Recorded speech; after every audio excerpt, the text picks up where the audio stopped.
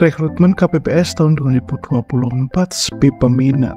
Padahal kalau kita perhatikan dan kalau kita lihat-lihat gitu ya, pemerintah tuh udah ngasih penawaran yang menurut gue benar-benar agak worth it sih.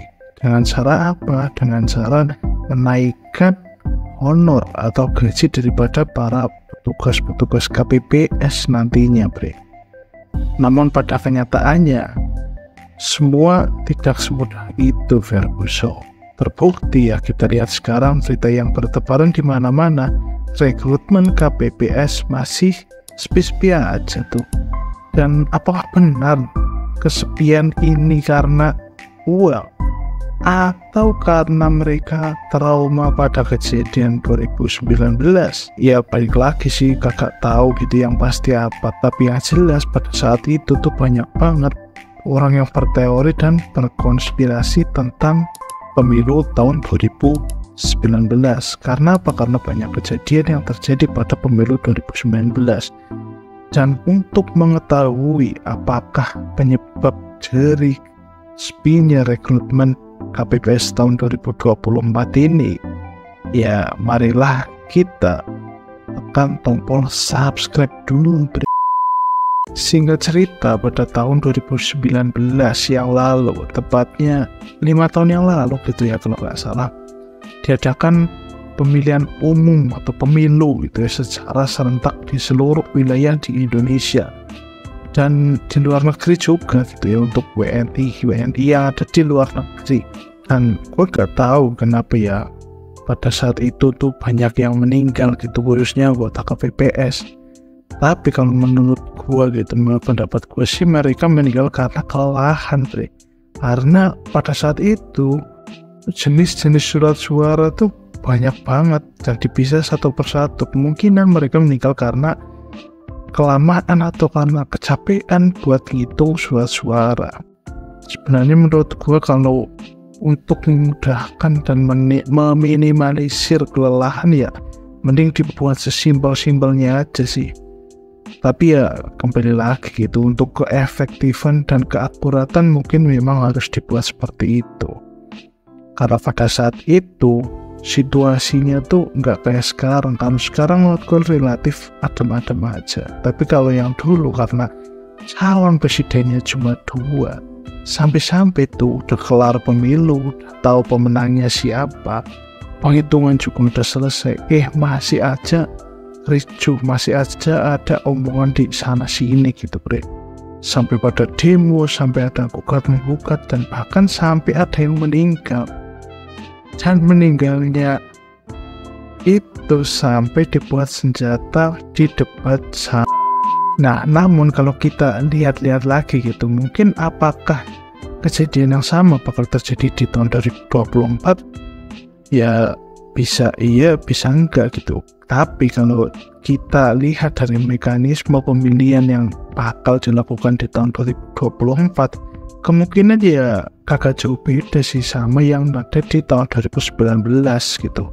Dan untuk jenis surat suaranya pun menurutku masih sama-sama dipisah gitu. Karena aku kemarin juga lihat di TV gitu ya, ada iklan surat suara gitu, dipisah-pisah gitu, bre. Dan kemungkinan ya masih sama kayak tahun-tahun yang dulu.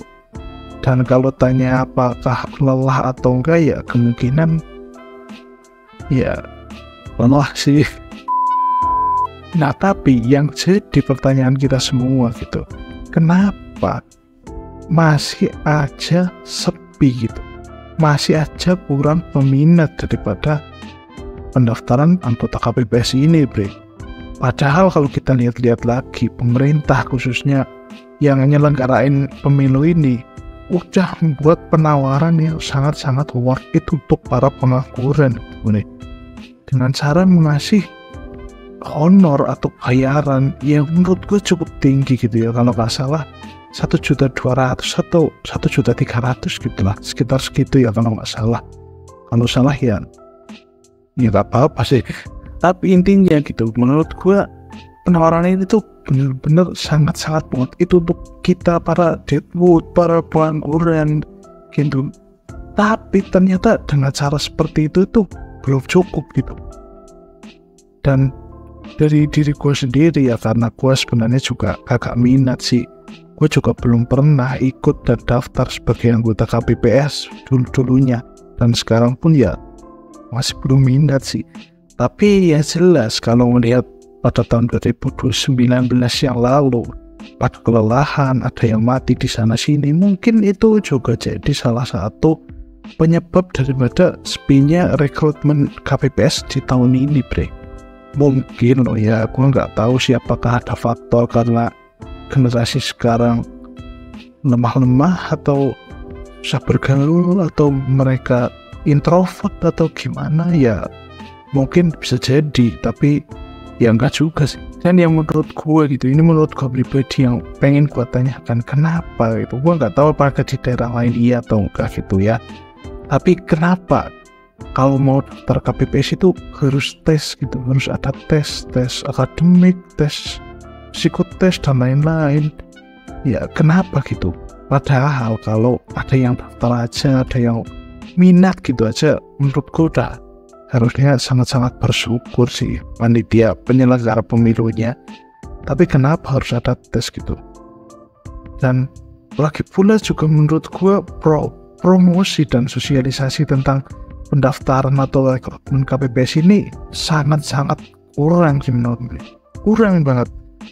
Dan kalau kita bandingkan dengan rekrutmen lain, contoh aja TNI Polri misalnya, yang udah jelas-jelas peminatnya sangat banyak, mereka pun melakukan promosi dan sosialisasi yang gila-gilaan gitu.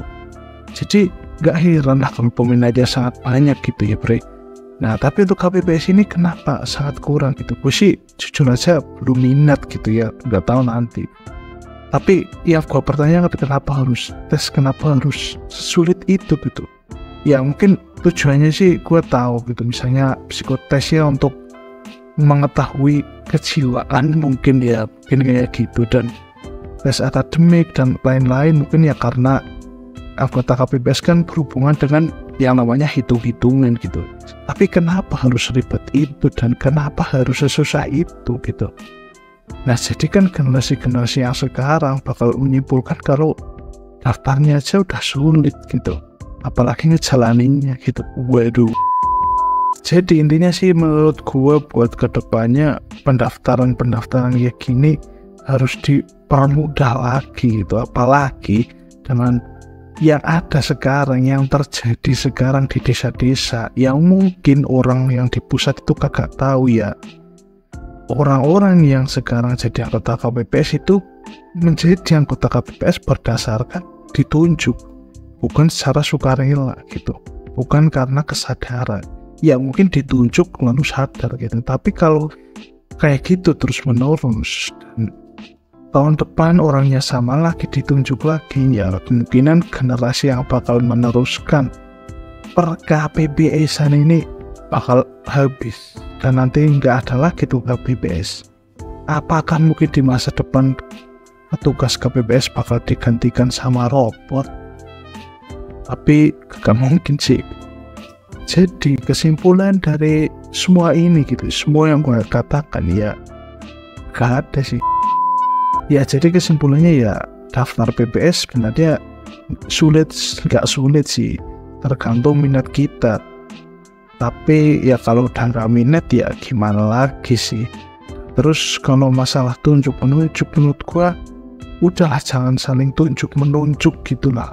Kalau kayak gini terus kan jadi minat atau interest daripada generasi muda jadi nggak ada gitu, dan mereka ya pikirannya loh udah ditunjuk pasti ya dia lagi gitu ya kan.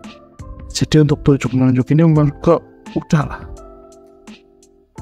Tapi kalau itu kan yang terjadi di negara sebelah, di negara Konoha gitu ya, kalau di negara kita kan nggak ada.